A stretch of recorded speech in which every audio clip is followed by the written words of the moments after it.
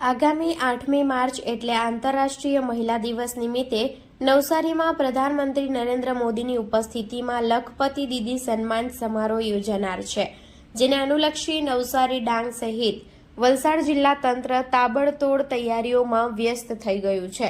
આજરોજ જળશક્તિ મંત્રી સી.આર. પાટીલે કાર્યક્રમની તૈયારીઓ અંગે સ્થળ મુલાકાત લઈ જાત નિરીક્ષણ કર્યું હતું. જલાલપોર તાલુકાના વાંસી બોરસી ખાતે આયોજિત લખપતિ દીદી સન્માન સમારોહમાં અંદાજિત 1 લાખથી વધારે મહિલાઓ ભાગ લેનાર છે. ત્યારે કાર્યક્રમ પૂર્વે મંત્રી સી.આર. પાટીલે લાભાર્થીઓની વિગત મેળવી હતી. તેમણે કેચ ધ રેઇન અભિયાન અંતર્ગત જળ સંચયની થીમ આધારિત એક સ્ટોલ રાખવા સહિત વિવિધ સૂચનો કરી જરૂરી માર્ગદર્શન આપ્યું હતું. સમગ્ર વ્યવસ્થા અને તૈયારીઓ જોઈ મંત્રી સી.આર. પાટીલ સહિત પદાધિકારીઓએ જિલ્લા તંત્રના આયોજનની માહિતી મેળવી કામગીરીને બિરદાવી આવી જ કામગીરી આગળ ધપાવવા તંત્રને પ્રોત્સાહિત કર્યા હતા. નમસ્કાર.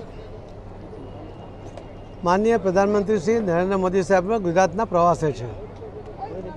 7મી અને 8મી તારીખે દક્ષિણ ગુજરાતમાં સુરત શહેર અને નવસારી જિલ્લામાં એમનો પ્રવાસ છે. દિવ્યાંગ લોકોને એમના ફેમિલી સહિત એમને મફતમાં જે 5 કિલો અનાજ આપવાની યોજના છે એ યોજનામાં સામેલ કરવા માટે એમણે જે યોજના બનાવી છે એની શરૂઆત એ સુરતથી કરવાના છે. એમાં પણ લગભગ 1 લાખ જેટલા લાભાર્થીઓ એમાં જોડાશે. અને નવસારી જિલ્લામાં વલસાડના કેટલાક ભાગ અને ડાંગના કેટલાક બહેનો જે લખપતિ દીદી તરીકે એમણે પોતે પોતાનું સ્થાન પ્રાપ્ત કર્યું છે એવી બહેનોનો 1 લાખ બહેનોનો કાર્યક્રમ એ વાંસી બોરસીમાં નવસારી જિલ્લામાં થવાનો છે. એની વ્યવસ્થા જોવા માટે સૌ ધારાસભ્યો, સૌ આગેવાનો, સૌ સરપંચો સહિતની આજે મિટિંગ પણ બોલાવી હતી.